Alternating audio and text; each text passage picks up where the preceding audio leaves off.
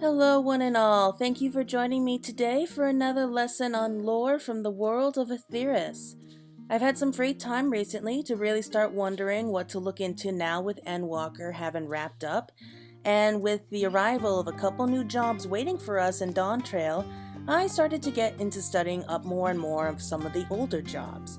So today is going to be the first of several lessons on the brief history of these jobs, and we will be starting off with the Bard.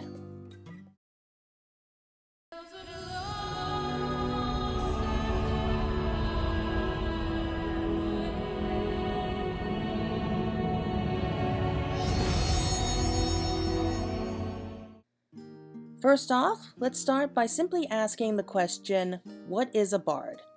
Well, the word bard originally puts folk in mind of those wandering minstrels, fair of voice and noble of finger, who earn their coin performing in taverns and in the halls of great lords.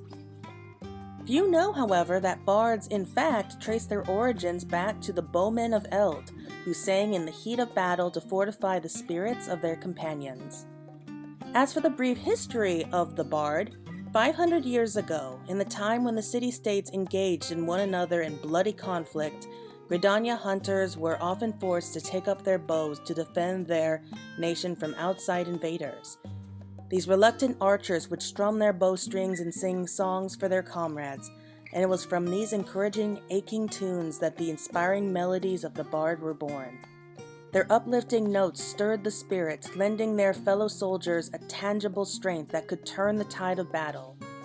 Witnessing the effects of these battle songs, each nation formed units of minstrels in an attempt to amplify the phenomenon, but these hollowed, controlled choruses failed to produce the same mystical influence. The original performers, on the other hand, found themselves drowned out by ranks of military musicians, and one by one their voices grew silent on the battlefield. When not fighting in wars, bards would travel from tavern to tavern to share the tales of their experiences. As the periods of peace grew longer and longer, however, they began embellishing their stories to appeal to a wider audience, and what was once a true recounting of battle became a form of entertainment by which the bard made his living. So ironically, it does seem that those archers who returned home from battle were able to still use their experiences to make a living for themselves afterwards.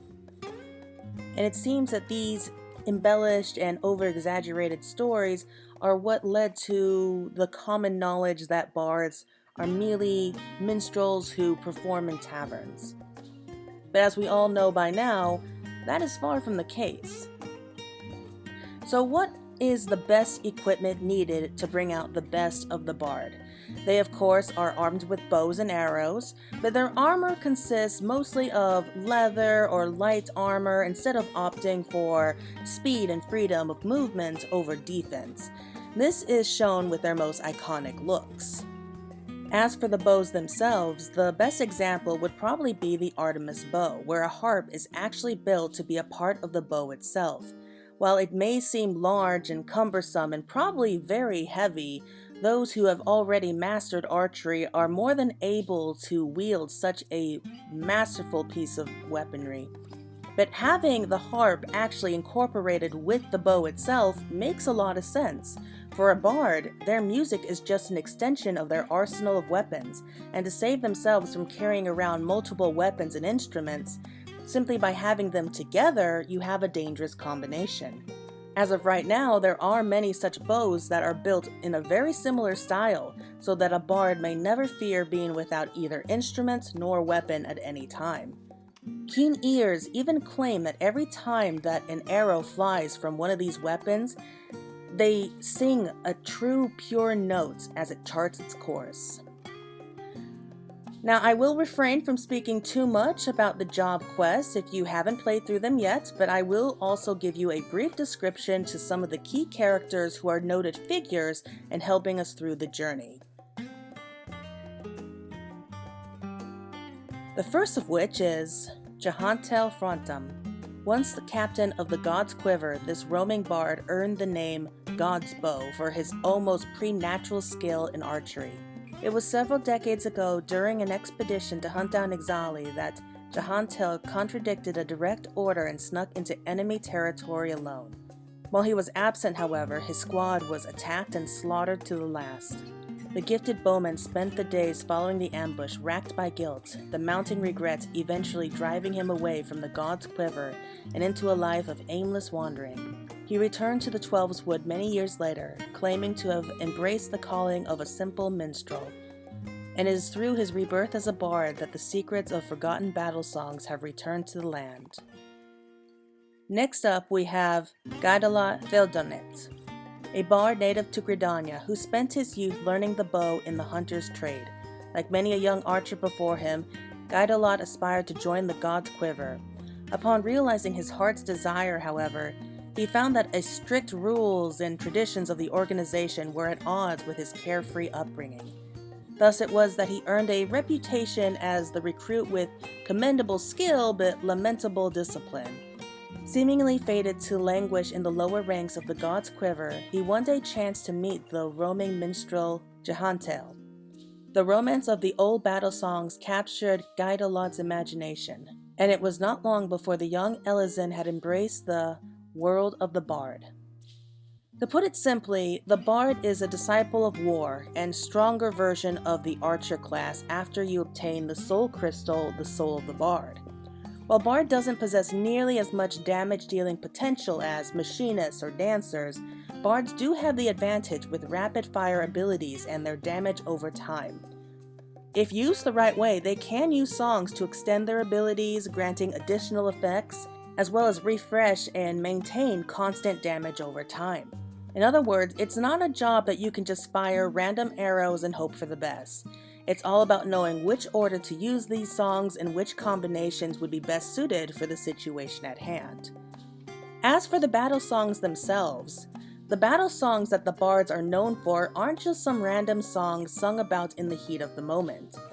Sung by the archers of Eld on the field of battle, these verses held the power to fortify the spirits of comrades, bringing blessings upon the victor and granting peace unto those on the precipice of death.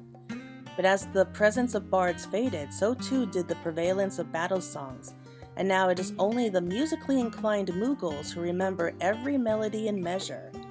Though it is believed that by infusing ether into the very notes of the song, that is how they're able to give their melodies the powers that they are known for, much like how mages are able to use magics into the world around them. Some of these battle songs include the Sagittarius Arrow. The bard weaves the borrowed ether of her allies into an archer's storm that bombards the battlefield with the rain of 1,000 arrows. This technique was said to have been devised by the founding first bow of the quiver centaurs.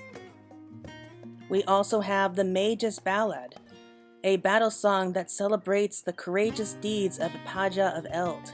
The lyrics sing of the sage's exceptional healing arts as he braved the front line to tend to wounded soldiers.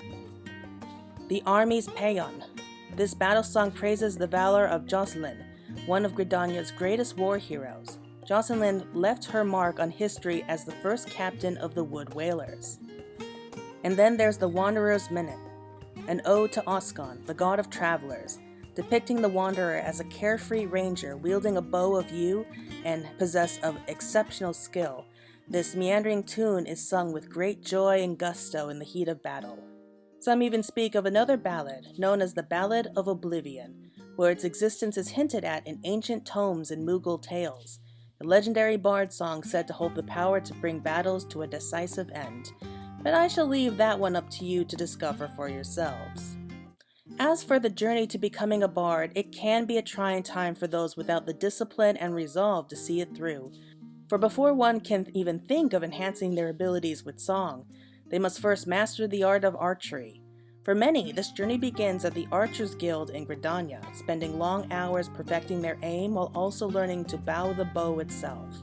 Only once one has mastered archery can they hope to master the art of lyric and song to enhance their already prominent skills with the bow.